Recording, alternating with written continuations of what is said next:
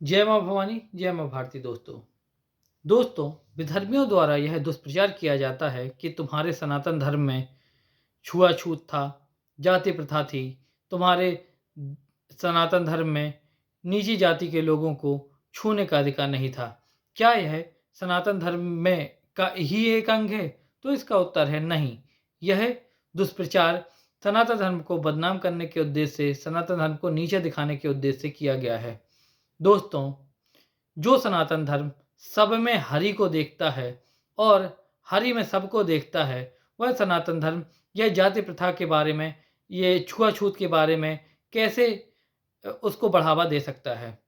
दोस्तों, चार वर्णों की उत्पत्ति का सिद्धांत ऋग्वेद के 10वें मंडल में दिया गया है, पुरुष सूक्त में।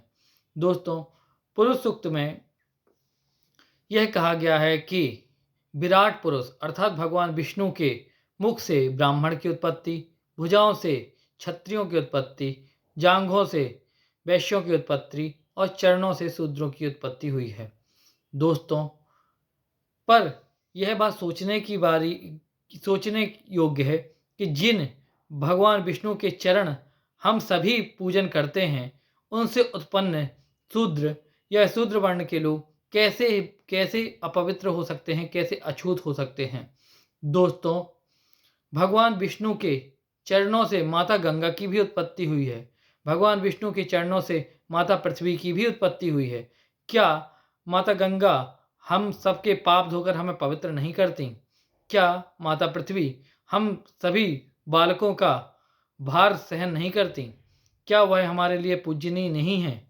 तो दोस्तों, अगर माता गंगा हम लोगों के लिए पूजनीय है, अगर माता पृथ्वी हम लोगों के लिए पूजनीय है, तो शूद्र हमारे लिए अछूत नहीं।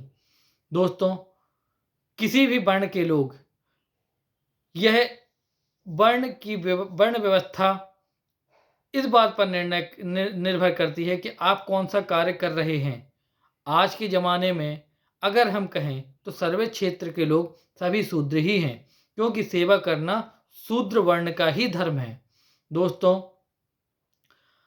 हर वर्ण की अपनी एक जिम्मेवारियां हैं। कोई भी व्यक्ति जन्म से ब्राह्मण, क्षत्रिय, वैश्य, शूद्र नहीं होता है। वह उसके कर्म के आधार पर उसके वर्ण का निर्धारण किया जाता है। तो दोस्तों, शूद्र अछूत नहीं और हमारे दलित भाई शूद्र नहीं। अगर हमारे दलित भाइयों में भी अगर कोई व्यक्ति ज्ञान प्रदान करता है तो वह ब्राह्मण है। अगर कोई दलित भाई सुरक्षा करता है, आर्मी में है, सेना में है, तो वह क्षत्रिय है। अगर कोई दलित भाई व्यापार वाणिज्य करता है तो वह वैश्य। और अगर कोई दलित भाई किसी की सेवा करता है, किसी सेवा कार्य से जुड़ा हुआ है या सर्विस सेक्टर से जुड़ा हुआ है, तो वह शूद्र। तो दोस्तों, ऐसा ही ब्राह्मण वर्ण में उत्पन्न व्यक्तियों के साथ भी है। अगर कोई ब्राह्मण पूजा पाठ करता है तो वह ब्राह्मण। अगर कोई ब्राह्मण सेना में है तो वह क्षत्रिय। अगर कोई ब्राह्मण व्यापार वाणिज्य करता है तो वह वैश्य। अगर कोई व्यक्ति सेवा क्षेत्र से जुड़ा हुआ है, अगर कोई ब्राह्मण सेवा क्षेत्र से जुड़ा हुआ है, तो वह शूद्र है। अतः छुआछूत ना तो हमारे सनातन का अंग है और ना ही इसे बढ़ावा देना चाहिए। दोस्तों, ईश्वर के सभी बच्चे हैं। जाति पाति पूछे नहीं कोई, हरि को भजे सो हरि का होई। अर्थात जाति पात को कोई नहीं पूछता। वह तो भगवान के अगर कोई दास है तो वह भगवान का ही हो जाता है। संत रैदास स्वयं दलित परिवार से थे, पर आज संत शिरोमणि के रूप में विख्यात हैं और उनका पूजन किया जाता है। तो दोस्तों, हमें अपने सनातनियों को एक करना चाहिए। जाति प्रथा जिसमें छुआछूत, विशेषकर छुआछूत को अपने अपने प्रयासों के तहत, अपने प्रयासों के द्वारा इसका घोर विरोध करना चाहिए। और दोस्तों, सभी को गले लगाएं, सब सनातनियों को आपस में जोड़ें, सभी आपस में मिलकर प्रयास करें ताकि हमारी भारत भूमि विश्व का संपूर्ण प्रकाश मंडल में दीप्तमान साबित हो।